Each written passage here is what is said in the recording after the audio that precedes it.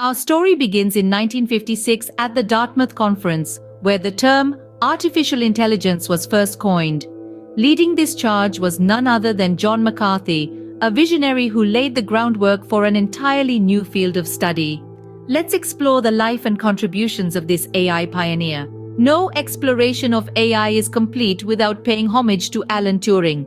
This brilliant mind not only cracked the Enigma code during World War II, but also introduced the concept of computing and the famous Turing Test.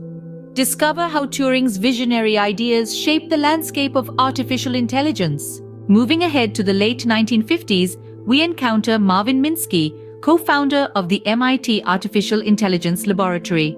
Minsky's work laid the foundation for future AI research, and his insights into neural networks were instrumental.